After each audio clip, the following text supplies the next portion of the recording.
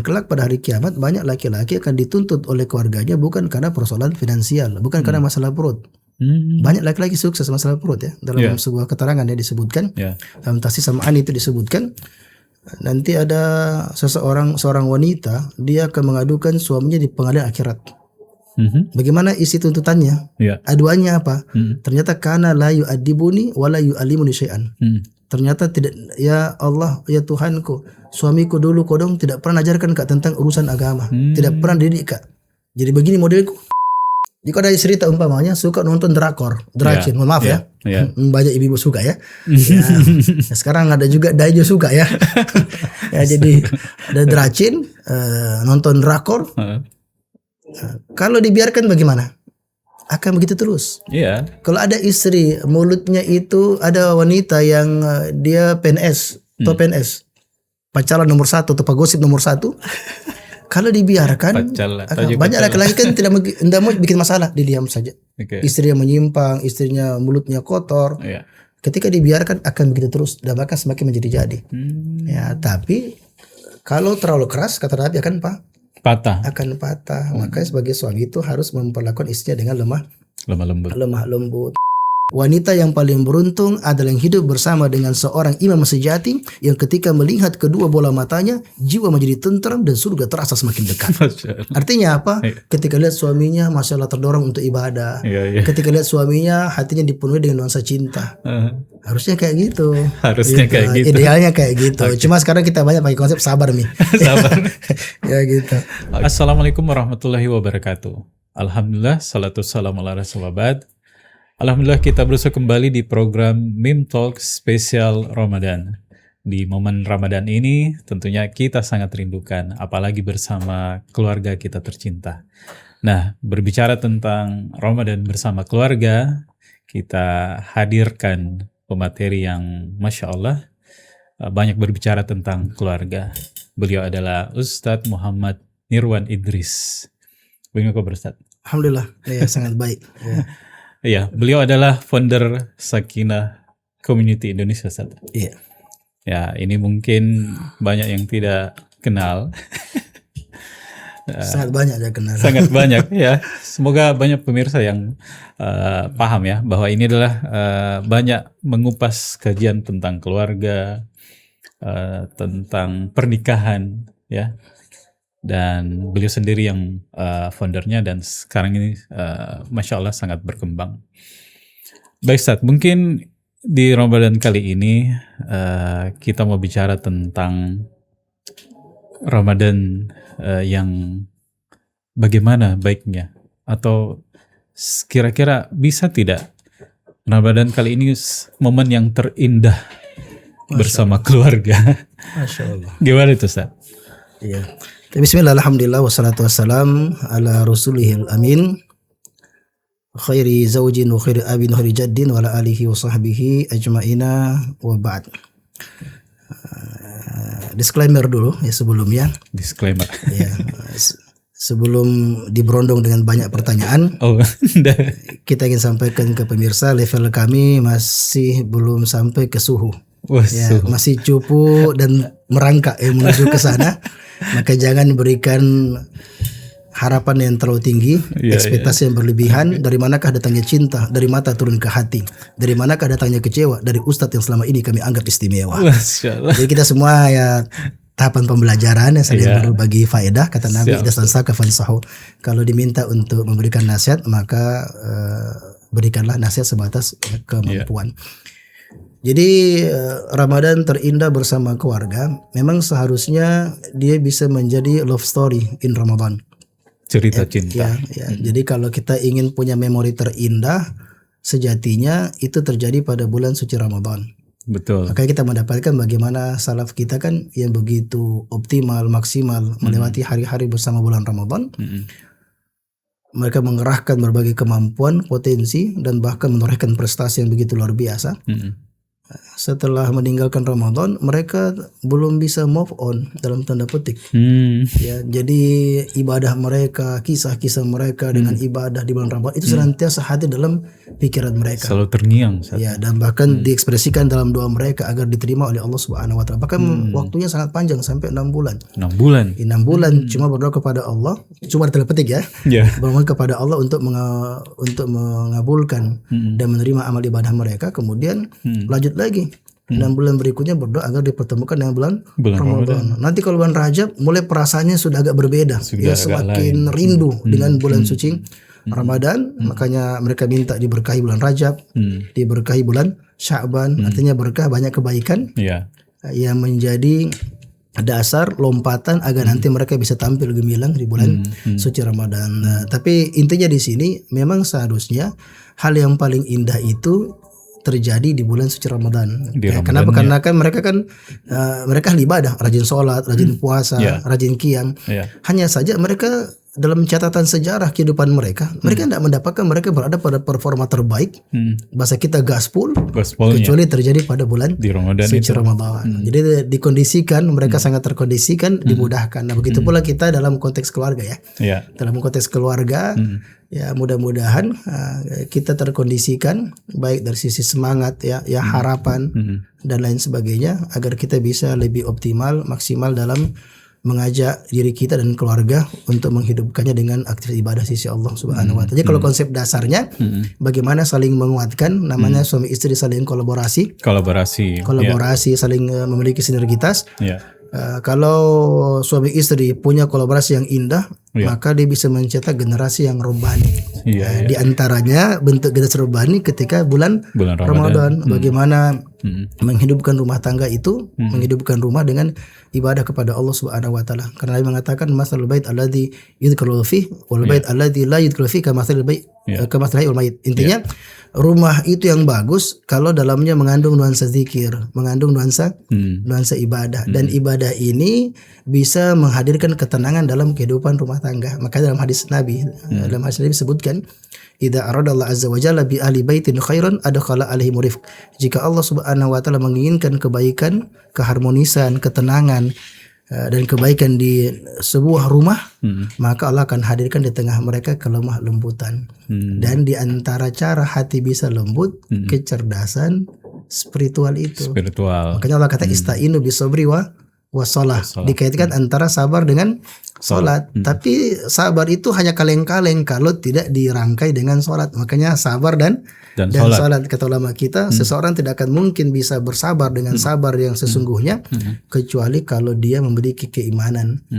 Dan di antara hal yang bisa mengabdi keimanan adalah ibadah, termasuk di antaranya salat. Jadi harusnya kalau orang rajin salat, rajin baca Al-Qur'an, rajin qiyamul lail, akan menguatkan kecerdasan emosional, hatinya lebih lembut, hatinya lebih tenang, sehingga nanti dalam rumah tangga, masya Allah, di tengah mereka penuh dengan kelemah lembutan, saling menggerakkan dalam ibadah. Itu sasaran diinginkan, karena kan konsep keluarga kan sehidup semati. Bukan, ya satu yang mati, sehidup sesurga. Itu kan visi kita kan sehidup sesurga dan bahagia dunia dan akhirat. Jadi kita berkumpul di dunia dan insya Allah juga bisa berkumpul di surga Allah Subhanahu wa taala. Sekira ada ayat yang sangat terang benderang tentang ini ya. Tentang ada seorang laki-laki ya ulul albab yang level keimanan begitu tinggi. Ternyata ketika dimasukkan ke dalam surga Allah berikan penghargaan dengan dikumpulkannya bersama dengan pasangan hidupnya, orang tua beserta dengan anak-anaknya. Kemudian disambut oleh malaikat, salamun alaikum bima sabartum. Kemudian para malaikat itu digambarkan dalam Al-Quran, mereka datang dari setiap pintu memberikan ucapan selamat kalian sudah masuk barengan masuk ke dalam surga bima sabartum, karena kesabaran yang kalian lakoni. Dan ternyata Ramadan butuh kesabaran juga kan, ibadahnya banyak butuh kesabaran. Itu konsep secara dasar memang bagaimana saling menguatkan, saling memotivasi antara suami dan istri, ya orang tua kepada anaknya, anak kepada orang tuanya, agar bisa sama-sama mengejar surga Allah Subhanahu wa taala dengan menguatkan ibadah di bulan suci Ramadan. Baik, berarti ada kolaborasi antara keluarga, orang tua dan anak-anak sendiri. Ya. Kan tujuan pernikahan kan diantaranya adalah kolaborasi dan saling menguatkan. Saling menguatkan. Di antara bentuk saling menguatkan dalam ibadah. Dalam sebuah ungkapan dikatakan mahliga rumah tangga yang sejati adalah yang dibangun di atas pondasi iman yang menguatkan pasangan untuk semakin dekat kepada Sang Khalik dan saling menguatkan dalam ibadah dan ketaatan kepada Allah Subhanahu wa taala. Oke, berarti jadi, saling menguatkan di sini, saling menguatkan. Jadi suami bantu istrinya dengan mendidiknya. Kemudian istri juga kata Nabi, zauja mu'minah tu'inuhu ala amri akhirah. Istri yang beriman itu, akhwat yang benar beriman, yang mampu membantu suaminya untuk urusan akhirat. Jadi suami sebenarnya ketika ada istrinya semakin semangat beribadah kepada Allah Subhanahu wa taala, semakin punya energi di dalam beribadah dan juga dalam bekerja. Konsepnya seperti itu kalau bisa dilakukan secara baik dan benar gitu. Gimana itu, Ustaz? Ini kan keluarga yang sangat ideal gambarannya, saling menguatkan. Nah, kalau keluarga muslim mungkin secara umum ya jauh dari ideal.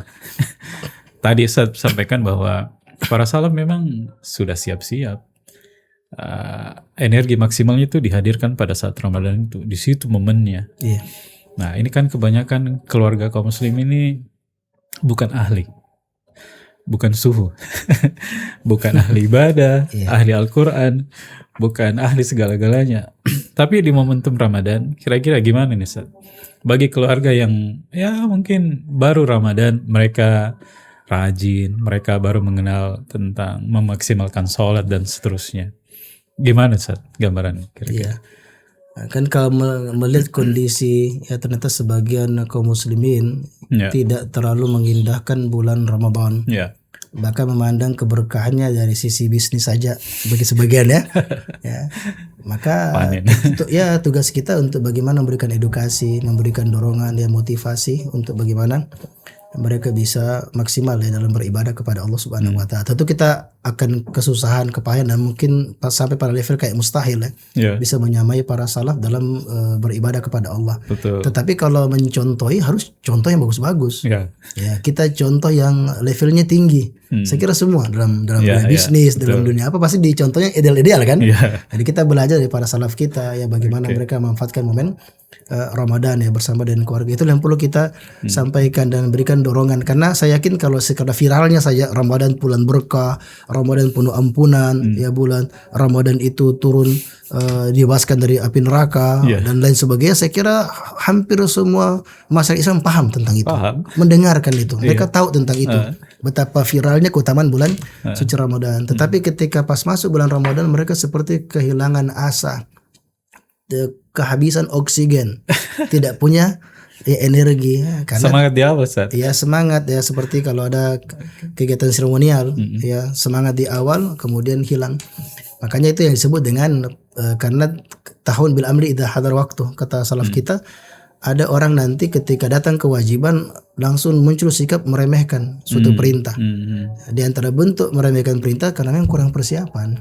Tidak persiapan. Kan kalau semua turnamen itu, semua agenda biasanya kalau evaluasi, kenapa kita gagal? Kenapa banyak masalah? Yang sering jadikan sebagai alasan kurang persiapan. Nah, itu di antara. Tapi kadang sudah masuk Ramadan. Ini sudah masuk Ramadan baru dengar pengajian. Nah, mengapa? Artinya apapun bentuknya ada selalu kesempatan waktu untuk berubah bagaimanapun kondisi kita. Karena dalam ungkapan dikatakan hidup ini dia bukanlah seperti sebuah novel yang kita bisa kembali pada lembaran pertama kapanpun kita mau. Karena dalam kehidupan nyata ketika kisah itu terasa menyakitkan, ya tidak indah, kita tidak bisa kembali. Tetapi kita punya kesempatan selalu insya Allah untuk membuka bab yang baru, halaman yang baru yang menjadikan hari-hari terasa lebih indah dan bermakna. Maka kalau tipe-tipe yang kayak begitu kita maksimalkan, kita berikan dorongan, karena akan ada cahaya di balik berbagai macam kegelapan. Jadi banyak kok orang secara faktanya nanti setelah Ramadan baru dia mendengarkan ayat Al-Quran, dia mendengarkan penyampaian ceramah, kemudian Allah membuka pintu hatinya. Kita hanya bicara dalam konsep ideal dan konsep persiapan secara umum. Ya, masih faktanya kan ada saja hal-hal yang luar biasa. Ada hal yang luar biasa. Ternyata masya Allah ketika bulan Ramadan ketemu orang-orang yang soleh, akhirnya dari situlah dia bisa belajar Al-Quran, belajar tentang ibadah. Makanya kita banyak doa di Indonesia memanfaatkan bulan Ramadan, itulah karena banyak orang berkumpul pada bulan Ramadan. Ada orang semangatnya di bulan Ramadan, maka itu yang perlu untuk kita memanfaatkan momen tersebut untuk bagaimana memberikan pendampingan yang baik untuk mereka bisa beribadah dengan baik, meskipun mungkin tidak seperti yang level tertentu ya. Tapi setidaknya kalau mereka tidak tahu mengaji, ternyata mereka bisa baca Al-Quran. Ternyata mereka tidak pernah khatam, bisa juga khatam satu kali. Karena dalam dakwah itu ada namanya tahapan bertahap yang perlu untuk kita lakukan. Kita akan meninggalkan semuanya. Kullu nafsin dha'iqatul maut. Setiap yang bernyawa pasti akan mencicipi namanya kematian. Setiap orang ingin berinvestasi karena mengharapkan keuntungan yang berlipat ganda. Tapi ada satu investasi yang akan kita temui insya Allah di hari di mana semua harta itu tidak bermanfaat lagi. Itulah investasi akhirat. Salah satunya adalah dengan membangun rumah Allah, Baitullah, masjid, tempat orang bersujud, tempat manusia beribadah. Salah satunya masjid kita insya Allah, Masjid Markas Imam Malik. Kata Nabi SAW, walaupun Anda membangun sebesar sarang burung, Allah akan bawakan Anda istana di surga. Mari jangan sia-siakan momentum Ramadan ini untuk memberikan yang terbaik, membangun rumah Allah Subhanahu wa Ta'ala. Dan di masjid itu akan dididik anak-anak kita menjadi manusia pejuang dengan kalamullah.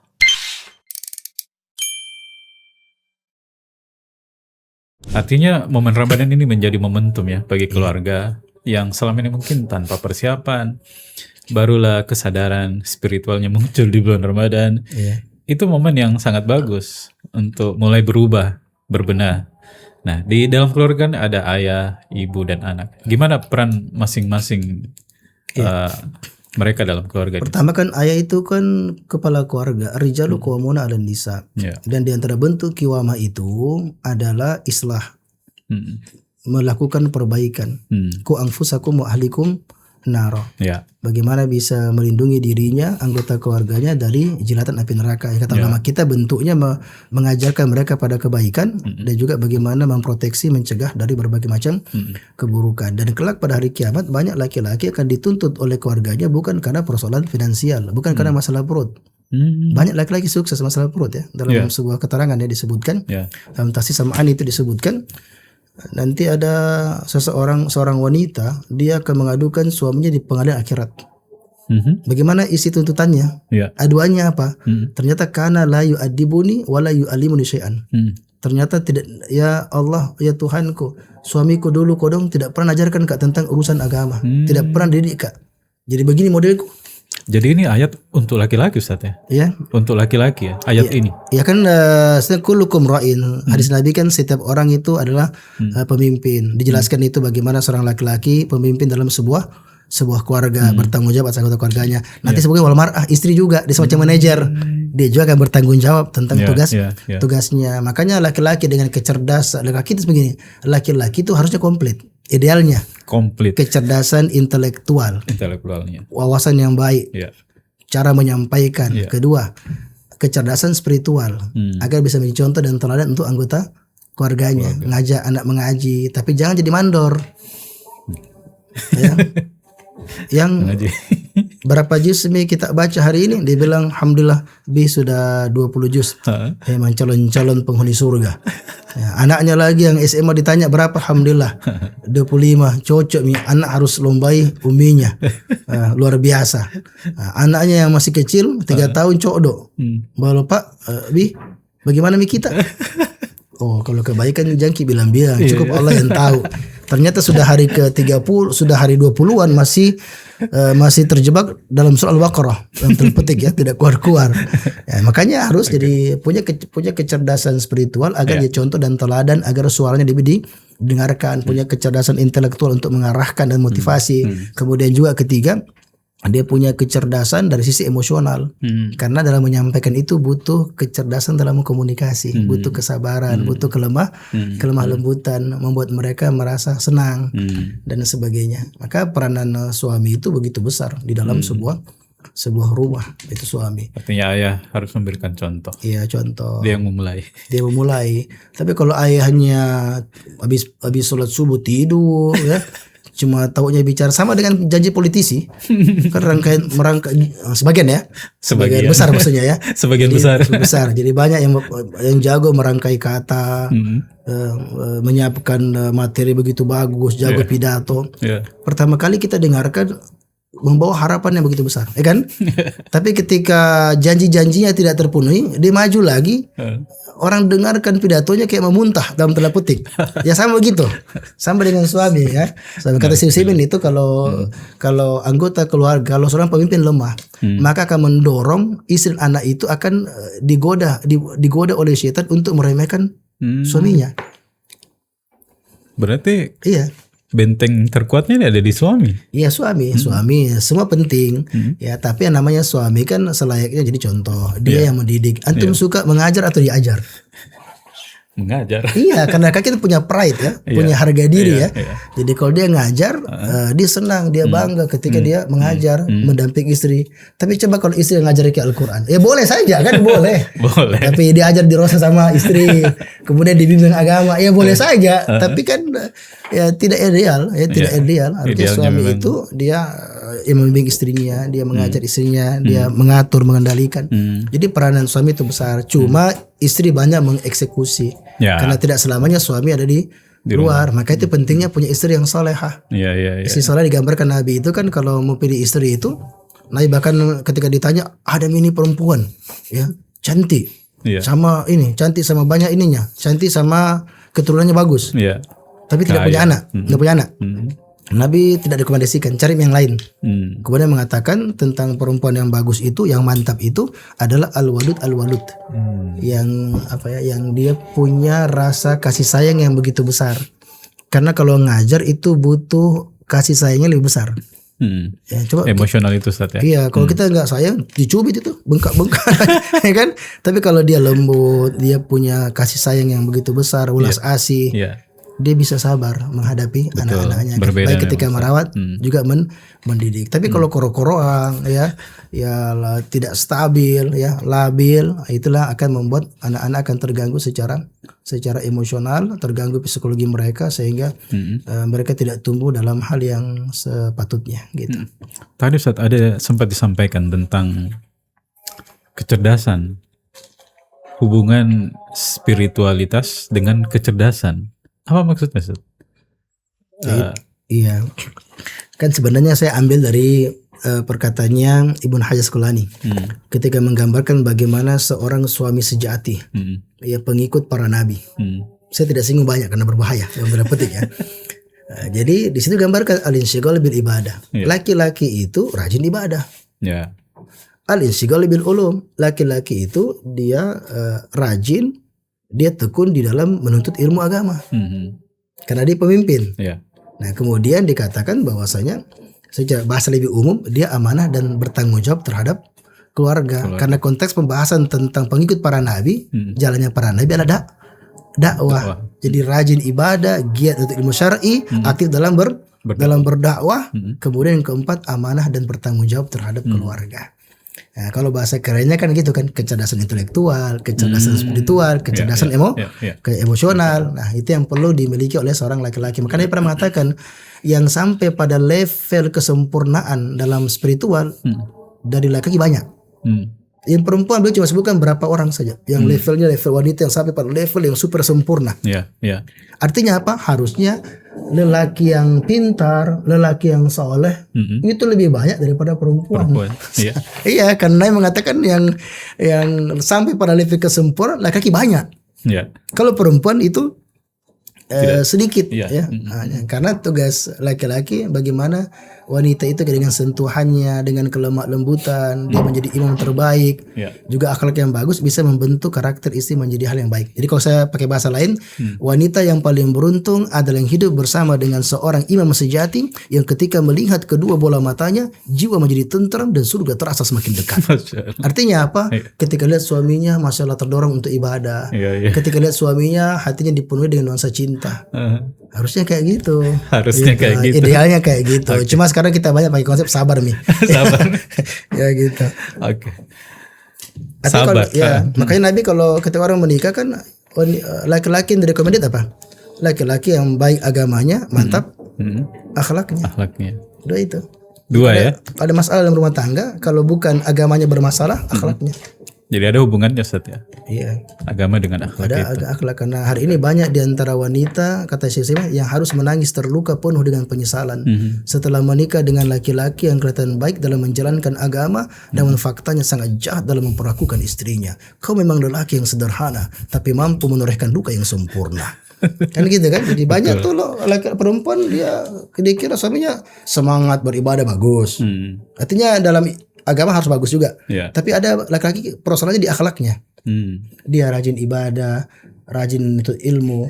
Kemudian kita mendapatkan ada aksi bela Islam, semangat. Ya, semangat. Tetapi dia bermasalah dari sisi akhlak dan tidak tahu bagaimana memperlakukan istri yang seperti latok-latok, yang seakan mudah dimainkan tapi sulit dipahami. Karena kalau kita mau mendidik istri itu tidak seperti mendidik laki-laki. Beda istausu bin saya kata Nabi.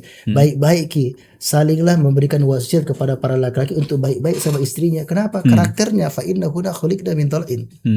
Karena mereka diciptakan dari tulang rusuk. Yang kata Nabi katakan gini, kalau dibiarkan begitu terus. Jika ada cerita umpamanya suka nonton dracin, maaf ya. Banyak ibu-ibu suka ya. Sekarang ada juga dajo suka ya.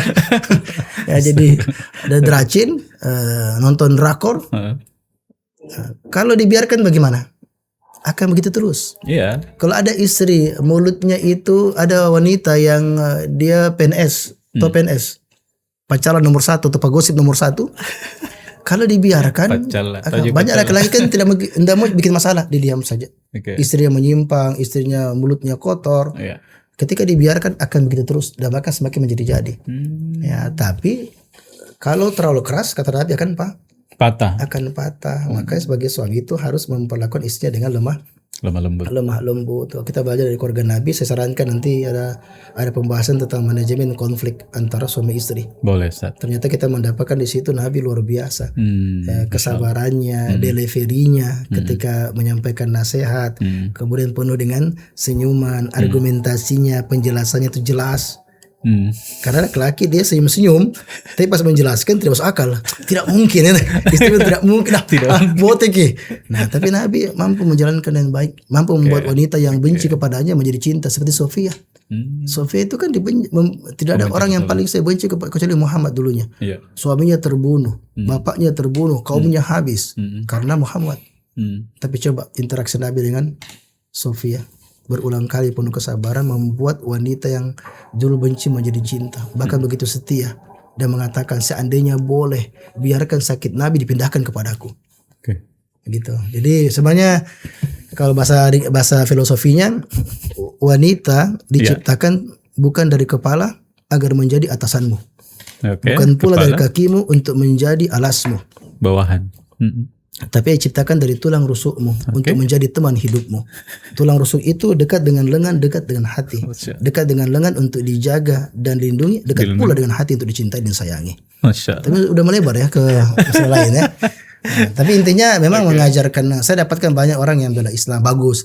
Tetapi persoalannya kenapa terjadi perceraian, konflik? Ternyata dia berbicara kepada istrinya seperti berbicara di hadapan prajurit perang. Itu kenapa, Ustaz? Bisa sampai muncul sikap atau banyak faktor, di antaranya kan ilmu. Makanya kita dapatkan seperti Imam Ahmad mata makasna isna sana makhtala fi kalimah. Kami telah hidup selama 20 tahun. Saya hidup bersama dengan Ummu Soleh. Sepanjang itu kami tidak pernah bertengkar meskipun dalam satu masalah. Tentu ada konflik batin, tentu ada ketidaknyamanan, tetapi tidak pernah mengantarkan pada konflik. Pada mati tidak pernah mengantarkan pada pertengkaran. Konflik ada, tetapi tidak mengantarkan pada pertengkaran. Kenapa? Memadukan antara ilmu, ya, kekuatan ilmu, kemudian ibadahnya, dan juga akhlak. Akhlak.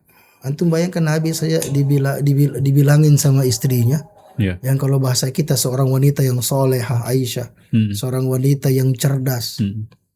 Tetapi wanita kapan akalnya kurang berfungsi baik? Kapan? Pada saat emosi. Bisa emosi, bisa cemburu. Bisa cemburu. Bagaimana Nabi itu kalau cuma cemburu biasa, Nabi terkadang cuma senyum aja. Kalau cemburunya agak naik levelnya, bahkan disertai dengan kata-kata, Nabi tetap tenang dan mengatakan biarkan saja. Karena wanita itu kalau sementara cemburu, dia tidak bisa melihat lembah yang ada di bawahnya. Nah, beliau tenang saja dan kemudian menyampaikan. Padahal kata-kata istrinya sempat kalau bahasa kita kurang pantas lah. Kata-kata kurang pantas. Kalau laki-laki akalnya hilang kalau nafsu. Ya, saya mau dai, saya mau pejabat. Kalau sudah nafsu, itu koslet. Nah, jangan heran kalau laki dia akan koslet, bukan dilarang halwat, dilarang untuk membangun komunikasi yang tidak benar. Karena memang bahayanya laki ketika nafsu otaknya tidak berfungsi. Kalau perempuan ketika diserang perasaannya ketika cemburu. Nah, tapi kalau cemburu Nabi sikapi dengan enteng aja gitu aja sana. Artinya si laki-laki ini harus paham, belajar tentang karakter istrinya dan banyak hal mungkin saja. Banyak hal perlu dipelajari. Ada ya gini. Contoh terbaik adalah Nabi SAW. Beliau ketika menyampaikan faktanya jauh lebih baik daripada pernyataan. Beda kita. Kita ngomongnya besar, faktanya biasa aja. Lembaga kami begini. Pas lihat biasa juga, ya kan? Sama. Ya mirip. Kalau beda. Khairukum li ahli. Sebaik-baik kalian adalah yang paling baik kepada istri dan saya paling baik kepada istriku. Pas kita menelusuri kehidupan Nabi, subhanallah luar biasa. Karena beliau contoh terbaik, maka sebagai teladan, maka kalau kita ingin belajar tentang keluarga, belajar dari Nabi Sallallahu Alaihi Wasallam, dan kita akan mendapatkan keindahan bagaimana interaksi Nabi dengan istri-istri beliau Alaihissalam. Contoh ya, Nabi itu istrinya berapa? Yang sempat beliau padukan 9 ya, 9. Beliau itu ditahu sama istrinya kapan datang. Beliau mengunjungi istri beliau. Semuanya orang yang paling sibuk dengan dakwah, sibuk dengan jihad, menegakkan kalimat Allah. Tidak mengatakan sibuk sekali kayak ini. Jadi beliau itu mengunjungi istri-istri beliau pada waktu pagi. Beliau menyampaikan salam, memberikan doa kepada istri beliau, semuanya. Kemudian sorenya ngajak ngobrol berbincang-bincang, meskipun cuma sebentar tapi berkelas, berkualitas. Ya, mempengaruhi perasaan. Jadi istri Nabi selama Nabi di kota Madinah, istri-istri beliau tidak pernah dibakar dan tersiksa dengan rasa rindu kepada Nabi SAW. Beda sebagian orang LDR, luka dalam rindu, ya kan gitu kan? Tidak pernah, karena beliau kunjungi. Kalau kita sekarang banyak ceramahku ini, ya banyak kegiatanku. Nah, kalau beliau masya Allah bisa memperhatikan istri Nabi. Semuanya, semua. Kalau Nabi itu dalam masalah harta beliau bagus, beliau adil. Ya, dalam masalah perasaan beliau luar biasa. Masya Allah, ini akan tapi banyak, ini kita bukan pembahasan banyak episodenya ini Ustaz kalau dibahas. Kalau bisa dihilangkan saya ini. Nah, menarik sekali apa yang kita bahas tentang episode awal ini bersama Ustaz Nirwan. Insya Allah kita akan lanjutkan lagi di episode mendatang. Assalamualaikum warahmatullahi wabarakatuh.